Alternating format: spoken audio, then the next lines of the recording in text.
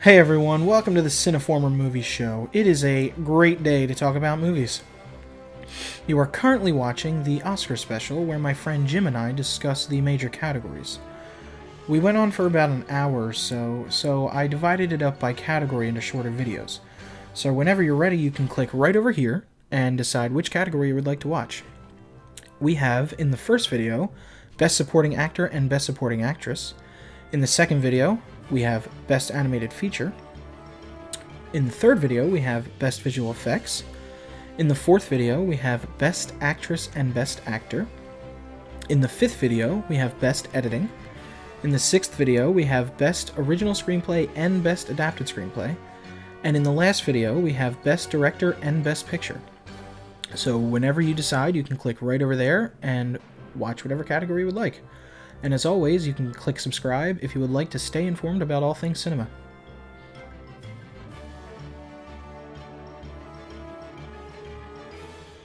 For Best Actress in a Leading Role, we have Felicity Jones for Theory of Everything, Marion Cotillard for 2 Days, 1 Night, Reese Witherspoon for Wild, Julianne Moore for Still Alice, and Rosamund Pike for Gone Girl.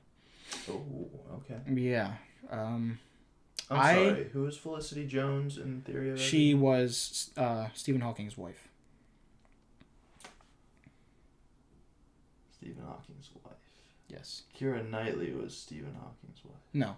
That's Imitation Game. That's what's his name? Allen Ginsberg. Ginsberg. Is that his name? Wait, we're talking Imitation Game? Or We're Theory talking of Theory of Everything?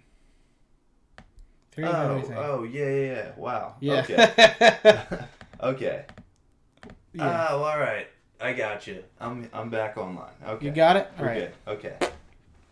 All right. So, I think the winner is going to be Julianne Moore for Still Alice. I haven't seen it, Okay. but it's because it's not in any theaters near us right now. But I think she's the favorite. She plays a woman with Alzheimer's. So apparently she did a very good job. Like I said, I didn't see it. I think she's the front runner though. She won at the Golden Globes and she won at the Screen Actors Guild Awards. Okay. And a couple other awards. But if I were to pick, I would say Rosamund Pike for Gone Girl. Yeah. You saw Gone Girl? Yeah. She was absolutely... That was an intense performance. And talk about complex characters. That's the cream of the crop right there. But, you know, Felicity Jones did a passable job. She was very good in it, but I don't think it was a performance worth giving an award to. Yeah.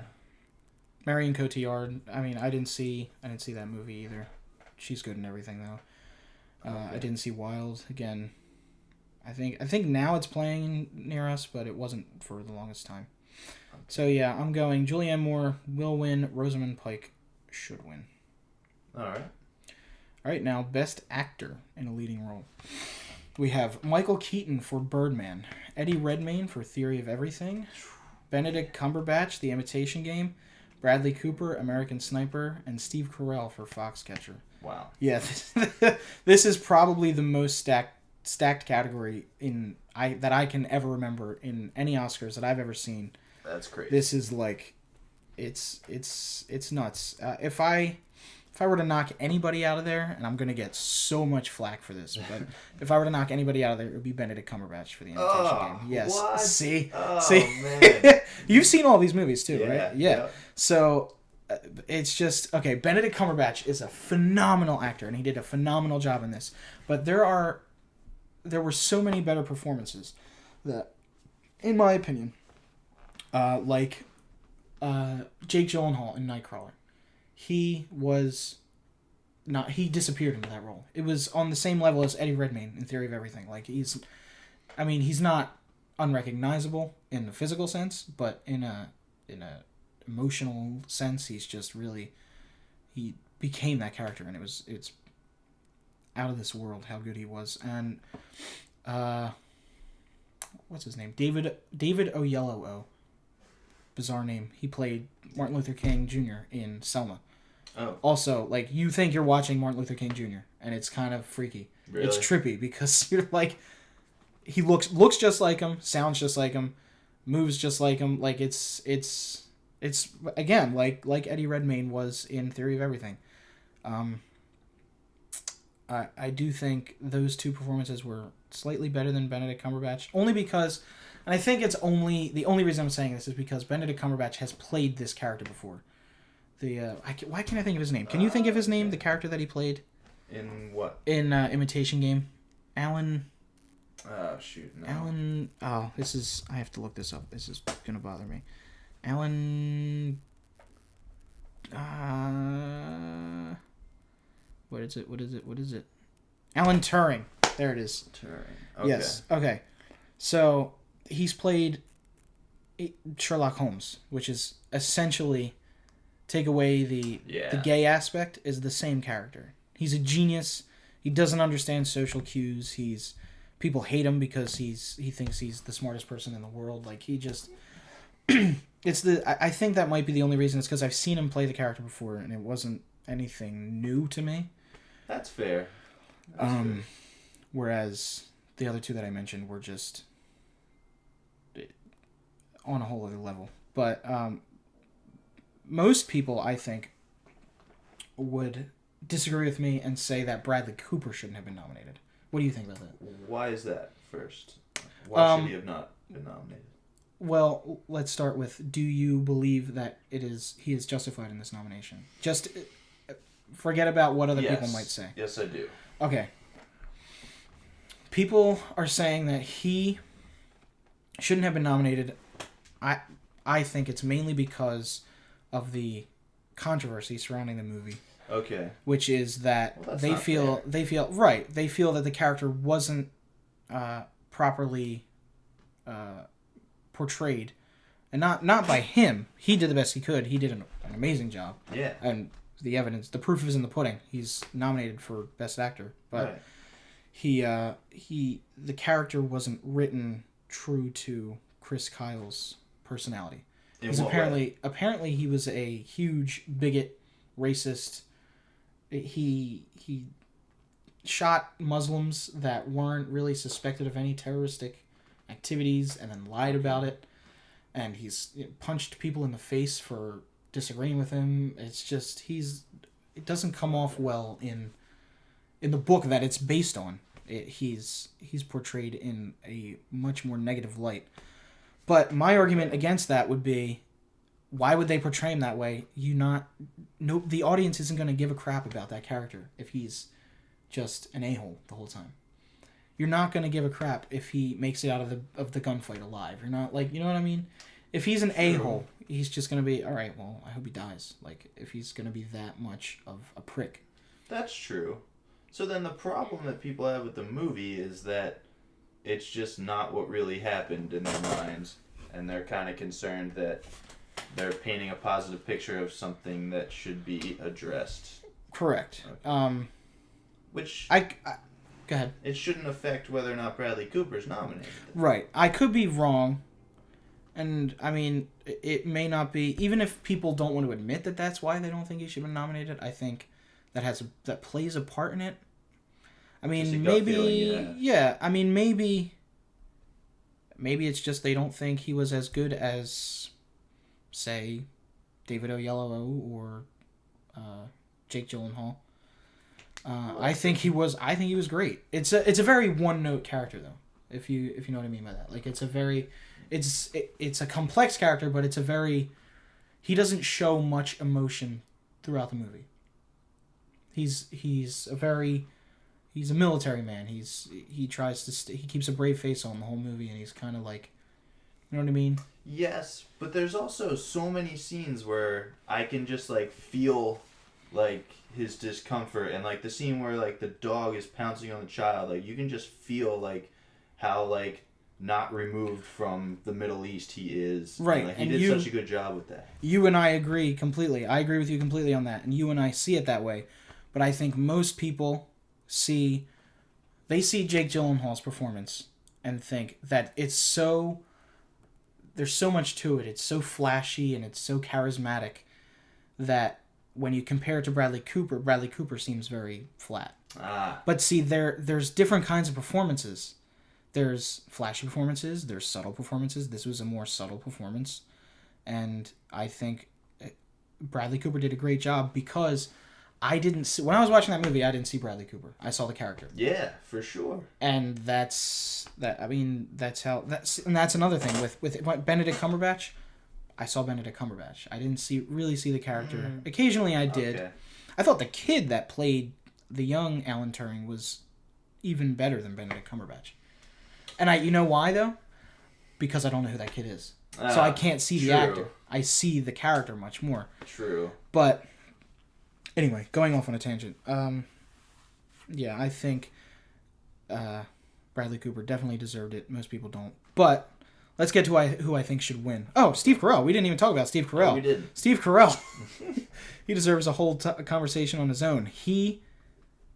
Okay, you and I love The Office. Yeah. Was he at all Steve Carell in that movie? No, not at all. No. I was just going to say that he deserves credit if for no other reason than I did not see Michael Scott in that movie. Right. And Michael Scott is... Steve Carell, he's funny. And he's Steve Carell. He's got his shtick, and he does it in every movie. Right. Michael Scott is, in my opinion, his best character. It's his funniest character. There's no question. And I think that's the best thing that Steve Carell had going for him until this movie was that performance.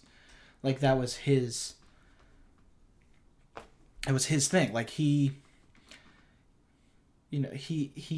was Michael Scott. Yeah. In a sense. Yeah. Like, you think Steve Carell, you think Michael Scott. You don't think whatever...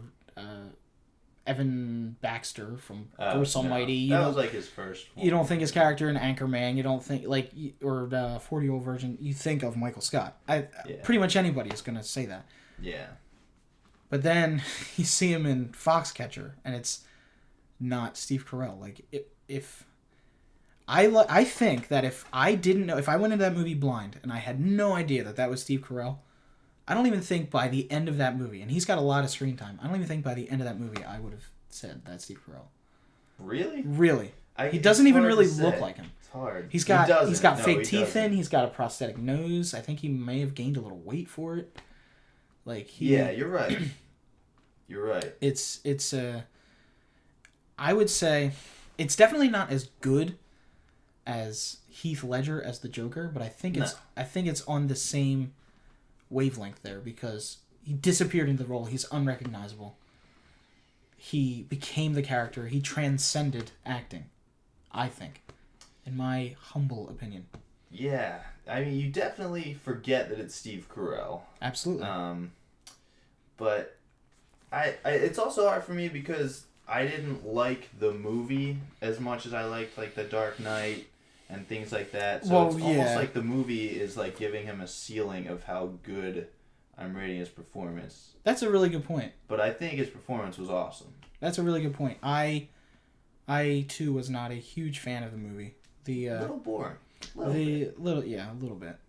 It picked up at the end. It got a little bit more interesting, but the acting was definitely the highlight of the whole movie. For sure. Even Channing Tatum. Channing Tatum's still not a very good actor, but he still gave his best dramatic performance in that movie that he's ever given. He's a really funny actor, but drama's not really his niche yet. Yeah. Yet. We'll see where he goes from here. But Steve Carell, I'm speechless of how good he did in that movie. But anyway, the front runners are Michael Keaton and Eddie Redmayne. As far as in my opinion, and as far as who's probably going to win, I think it's a close race. Before the Screen Actor Guild Awards, I think everybody would have said Michael Keaton was a lock. Okay. But now it's sort of looking kind of like a neck and neck race because Eddie Redmayne won for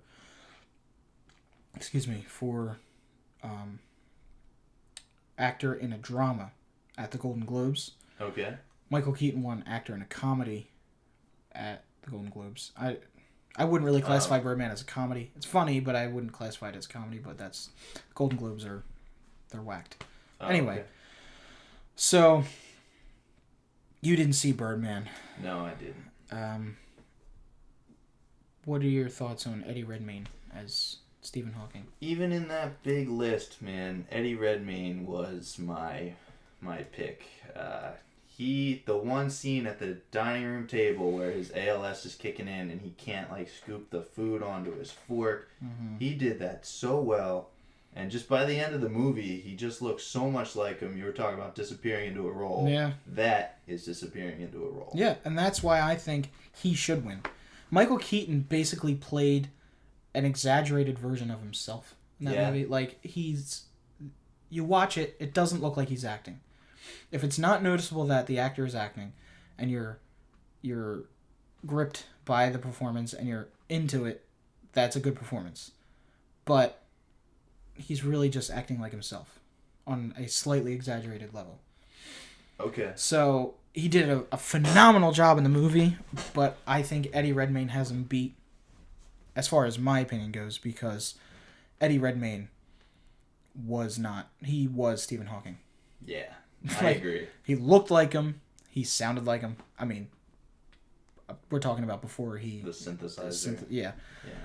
But he moved like him. Eddie Redmayne went through such a transformation in that movie. He went to a dancer, a professional dancing instructor, to learn how to move certain muscles in his body. Really? Yes. This was a full-on method. He met with Stephen Hawking to talk to him about what his views are with with love, like what his views are just in life in general. Yeah. Wow. And he one of the only muscles that one of the only muscles that Stephen Hawking can move voluntarily is this weird muscle in your face that we couldn't move it, voluntarily by itself. Yeah. But he can, because it's the only thing that he can do. So that's what he does, and that's part of how he communicates. Eddie Redmayne trained with this dancer guy how to move, and including how to move that little bit on his face. Wow. Yeah, like he went all out. He went all out for this, and I think he should win. And I think hopefully the actors, they see it that way because they're actors and they see what goes into a performance like that. They know. Yeah. So it's like Michael Keaton was phenomenal and it's a big comeback role for him, but Eddie Redmayne was just outstanding. I remember some of like the contortions he was twisting his body into in some of those scenes. I was like, that looks painful just watching it. Like, he might really be in pain acting out that scene. Right. I still do not know how... You look at Eddie Redmayne, he looks nothing like Stephen Hawking. When you showed me a picture, I was like, oh my god. I don't know how they did that. At the beginning of the movie, he sort of looks like a young Austin Powers or something. Like, yeah, that's true. He doesn't... You wouldn't really know, because, I mean, we don't... The image of Stephen Hawking everybody has in their head is him in the wheelchair. Right. So you don't really know what he looks... But once he's has gone full transformation into the Stephen Hawking we know now. I don't know how they did it. I don't. Yeah. I know a lot about what goes into the making of a movie and all that stuff. I can't think of how they could have gotten him to look just like him. Prosthetics, I guess, but it didn't look like it. I don't know. It's that, and that's the other thing. That's the other thing is that he had to. They don't shoot a movie in order. I'm sure I'm sure you know this.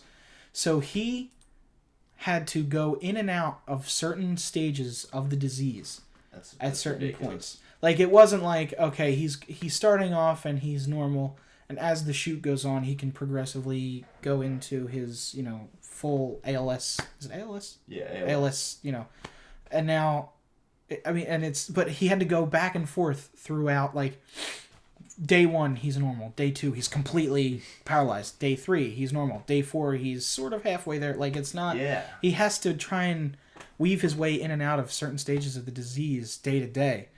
And it's just... That's unthinkable. Yeah, I couldn't even... Eddie Redmayne better win. Yeah. I'm hoping. If he doesn't, I won't be outraged. No, you know what? You know what? I will be outraged. You will be outraged? I will be outraged if he doesn't win. But, I mean, yeah, there's a lot of good stuff. But Michael Keaton, if Eddie Redmayne doesn't win, Michael Keaton's going to win. Okay. That's for sure. That's a given. None of the other guys stand a chance.